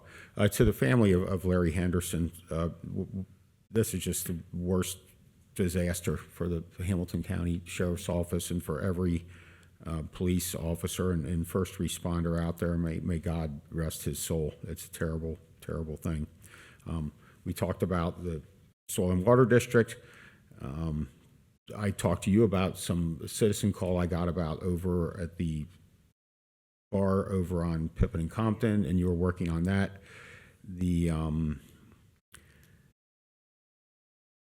I contacted you about for those who need to know, if you go back into Stone Creek, which is a wonderful place to go, and you go back past the traffic circle, apparently the pavement beyond the traffic circle back where TGI Fridays was and where Logan's is, and the other restaurants back there, that 4-foot wide pothole belongs to the owner of that property. It's not ours, but it's right in the drive lane. I ran up there and I locally sourced an orange cone that I found nearby, and I set it in the pothole just to save cars from going into it. And then we talked about the Kroger store on Springdale Road, and there is a violation that was filed last Wednesday, so that would be April 30th or May 1st, which gives them a period of time to get it cleaned up. And that's all I have for now. And Matt, to answer one of your questions before about the Sears property in particular, of the amount that was coming to the township, 11% of that would go to the inside millage portion, so that would be roughly $5,000 a year. Okay. I'll keep it real short too. I'll just echo what Mr. Unger said about Officer Henderson. It's just a terrible, terrible thing. It just, and I guess the arrangements are for Thursday and for Friday. It just really kind of makes you, it's just, I don't think I've ever felt that since the Sonny Kim incident, where it's just, your heart just breaks, and everything about him said was what a great guy he was. This came up among my high school seniors who had no idea because they've been rolling it out for 5 years. But as of tomorrow, your driver's license needs the real ID, which is the white star with covered in black. You can get that at your DMV, but you cannot fly unless you have that, or I think will still accept a passport. But even for domestic flights.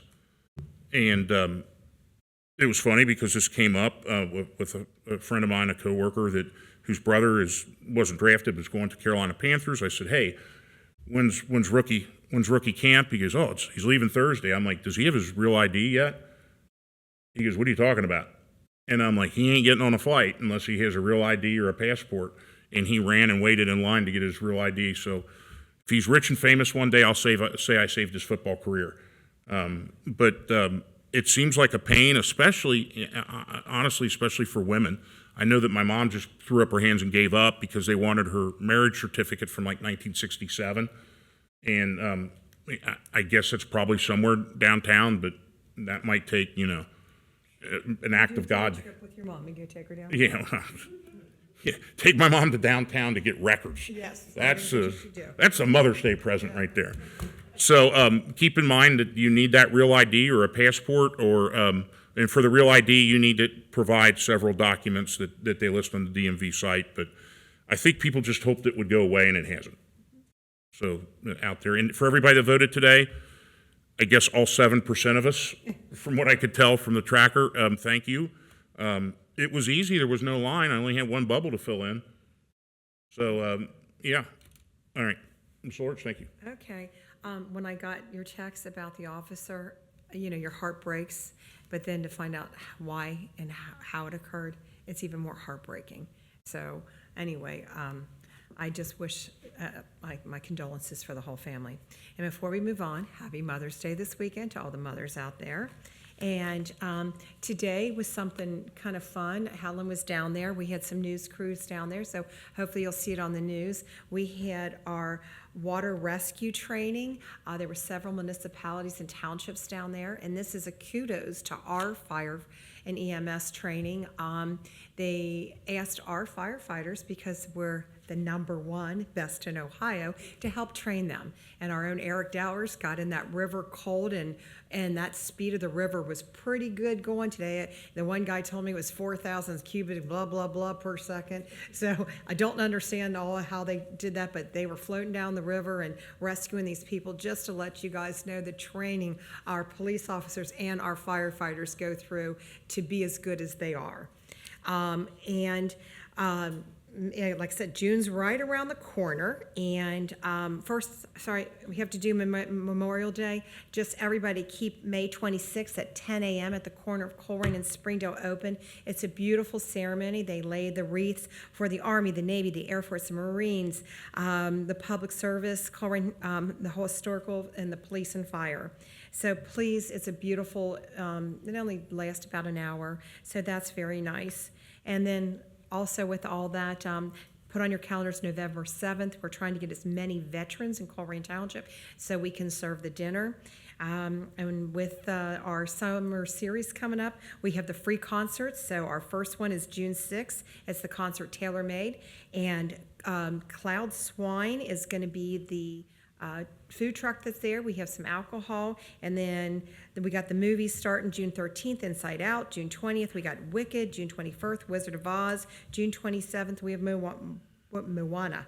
So please enjoy what the parks have to offer. And then Dan and I last Thursday went to the Hamilton County meeting. And just letting everybody know, you can start seeing some of the work Hamilton County is finally going to do to the Colerain Township. We do have a lot of county roads, and the part of Old Colerain is being resurfaced from US 27 to Yateman. We have Day Road from Colerain Avenue to East Miami. And at East Miami, they will be from address 7822 to 8317. And then on Struble, we have from Pippin to Burlington. And so those are some nice things also.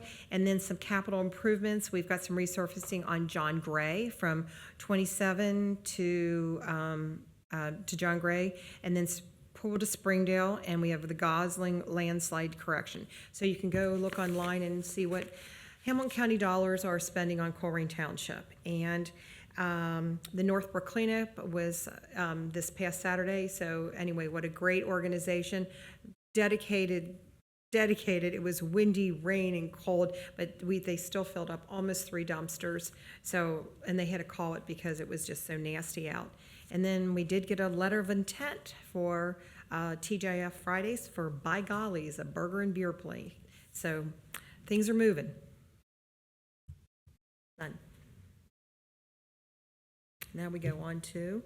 Yep, so new business tonight. The first item will be presented by Police Chief Ed Cordy. Welcome back, Chief. Thank you. All right, item A is a resolution declaring nuisance and ordering abatement.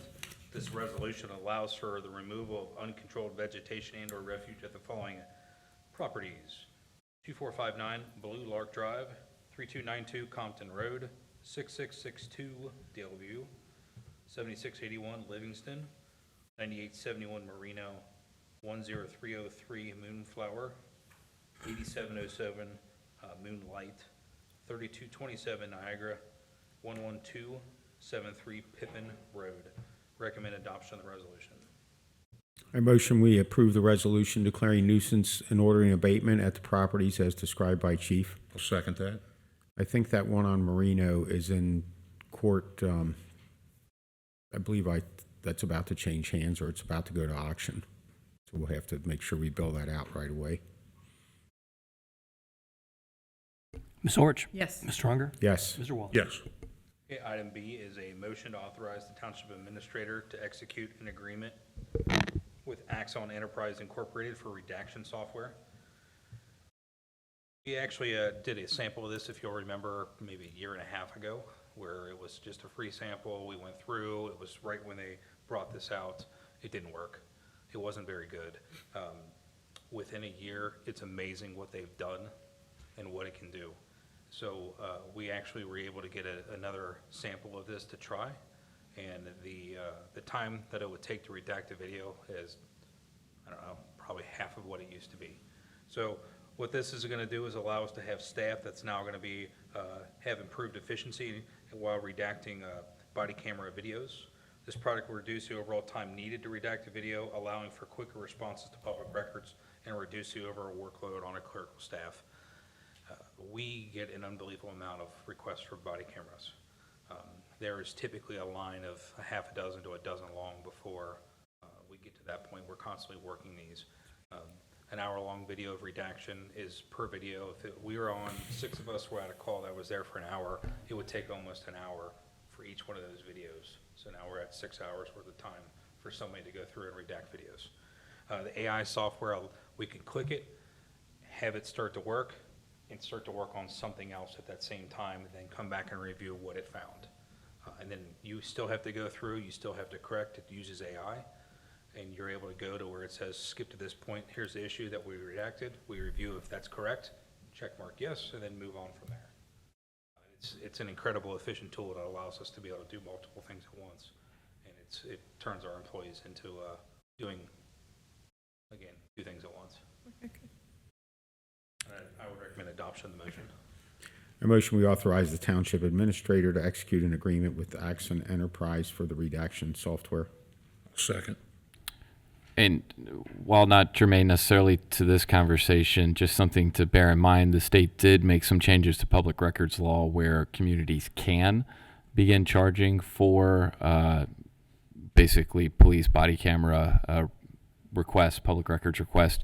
We have not made those changes in any of our documents because that's a policy set by the board. If that's something you all want to consider at a future date, you can independently let me know. And we could have that conversation at a different time. I'll just Again, tell you yes now. Yeah, okay. I'm gonna say yes now. that's- And looking what the cost of this is, maybe the first one's not as billable as any subsequent ones. I think we would probably have to treat every request the same. Now, the state has been weighing and modifying this law already. Likely with the state budget, there will be a change that prevents victims from being billed. But if you're a commercial entity or just random Joe Schmo that's asking for these items, there would be a billing charge associated with it. That's kind of what Yep. I wouldn't want a victim to. Right. Yeah, and absent that, that's something we could look at with the law director around drafting the And language. there's a in way, maximum so. fee also. What you Yes. I think it's $75 per hour, Right. maximum 10. I believe there's something in there about the media. Yeah, so it's a $75 hour max. It's actual cost, so we can't just charge 75 if that's what the cost is. Capped at $750, and so if it was $75 at 10 hours, $750, it could be $25 an hour at 30 hour, whatever it is. But I would say we've had some communities pass these. We've carved it out for victims, other law enforcement agencies, other public agencies to try to really just account for some of these, I don't want to call them like YouTube folks, but a lot of these, it's being prompted by like these YouTube First Amendment auditor types that just submit, hey, give me all of your VIP body cam for this week or this month. And it just really is a burden, candidly on there isn't a carve out specifically for media. We've had agencies that, have considered, if it's a shooting or something, and rather than charge 10 different media companies $750 or whatever, just making it publicly available if it's kind of a big case or something like that. But there's different ways you can handle it. We can certainly work with Chief and Jeff to work through kind of what that looks like and bring something to you guys. All right. I can tell you, previously, I did body cam redaction when we first got our first body cameras in 2014. I had to stand at a kiosk just like this, and it was at 30 frames per second, and I had to go through every frame. Wow. So I was going for every second of every minute. I was going through 30 frames at a time per second. It would take me hours upon hours just to redact one. So the technology now, it is, you're right, it is pricey, but what it can do and what it can represent is going to be a cost savings. Oh, exactly. 6 hours of a police officer's time. Yeah. Ms. Orch? Yes. Mr. Unger? Yes. Mr. Walker? Yes. Thank you, Board. Hey, Board. The last item of public safety new business is a resolution adopting an updated final 911 plan for Hamilton County. So Hamilton County has a 911 program review committee. This is required by state code. Occasionally they make updates to their plan, which then funnels through a process of approvals. There's a time frame by which we have to consider whether or not we approve this change or not. And I believe if 60% of communities in Hamilton County do approve it, then it becomes the plan for the county. This was sent to us. We gave it a review, did not see anything majorly changed in it that would cause us pause, so we are recommending adoption of the resolution. A motion, we adopt the resolution for the updated final 911 plan for Hamilton County. I'll second that. Any discussion? None. It's available for anyone that wants to see it on the agenda. One real quick point, I believe the largest township in the county gets a seat on the committee, and so I believe if we fill out our census better in 2030, we'll pass Green Township again, and we'll be back in that seat. So, No other comments. Ms. Orch? Yes. Mr. Unger? Yes. Mr. Waller? Yes. Thank you, Board. The next item of new business will be presented by Assistant Administrator Mays. This is the item we added to the agenda. So, Board, thank you for having me here again. Okay, on the agenda is a motion to approve a change order in the amount of $24,000 to Husack Paving for the Joseph Road Sidewalk project. As I mentioned before, what this is regarding. And just a couple notes, the amount of the change order, which is $24,000 even, will be taken out of the contingency for this project. So we set aside 10% of contingency, which was $29,000. So we still have a savings there. And also, this is well below the grant threshold. Staff recommendation is an adoption and approval of the motion. Is it 24 or is it 24,720? 24,000 even. They've updated I asked them to sharpen their pencils a little bit, so they provided the new updated invoice this morning. Okay, I would motion that we would approve the change order for exactly $24,000. Second. And I did drive, I'm over at Home Depot a lot lately, and I've drove the project an hour before I came into this meeting, down by the entrance to the parking lot of Groesbeck United Methodist Church.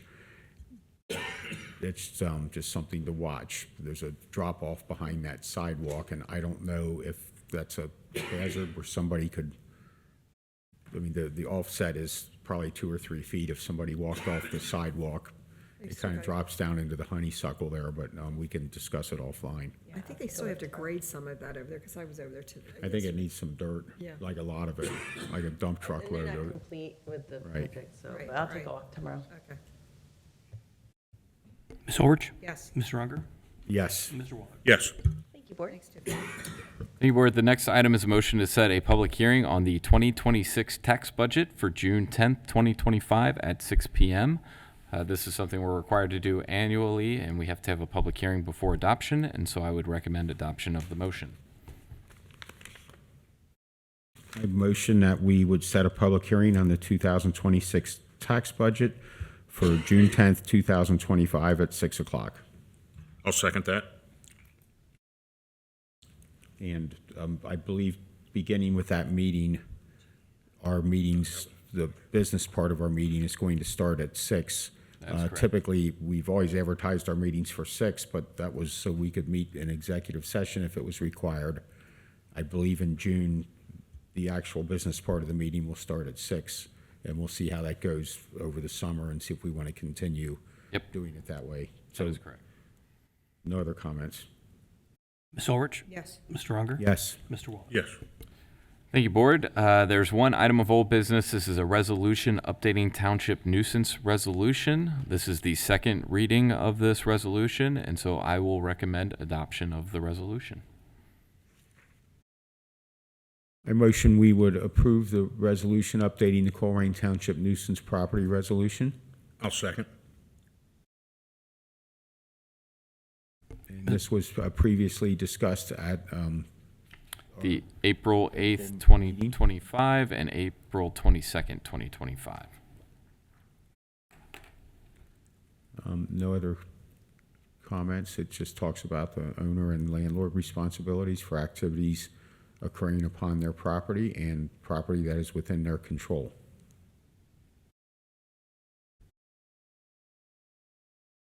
Ms. Orich? Yes. Mr. Unger? Yes. Mr. Waller? Yes. Thank you, Board. We have a few consent items that I'll read into the record. First is a new hire. This is a fleet mechanic co-op in fire and EMS. Scott Higgins at $16 per hour. A promotion to part-time fleet mechanic. This is Pierre Achille at $17.50 per hour. New hire of a seasonal fire hydrant maintenance worker 2, that is in fire and EMS. That's John Harlow at a rate of $17.43 per hour. And finally, a new hire of a part-time firefighter EMT, Zachary Schlachter, at $17.89 per hour. And I would recommend adoption of all consent items. I motion we approve the consent items as described by Mr. Weckbach. And I'll second that. No comments from me. Ms. Orich? Yes. Mr. Unger? Yes. Mr. Waller? Yes. Any fiscal officer report? I have a brief report. First of all, I would like to echo also my sentiments to the Henderson family. I work with some retired law enforcement, and one of which Deputy Henderson was in his wedding. So it's been a rough go. I was in the courtroom this morning for that show. But anyway, secondly, the bank reconciliation for March was completed since our last meeting with a adjusted bank balance as of March 31st of $34,632,940.98. And that's all I have. Thank you. Is there a need for another executive session? Not that I'm aware of. And does anybody would motion to adjourn? I motion we would adjourn the meeting at 8:54 PM. I'll second. Okay. Ms. Orch? Yes. Mr. Unger? Yes. Mr. Waller? Yes. So we are officially adjourned at 8:54. Thank you for viewing tonight.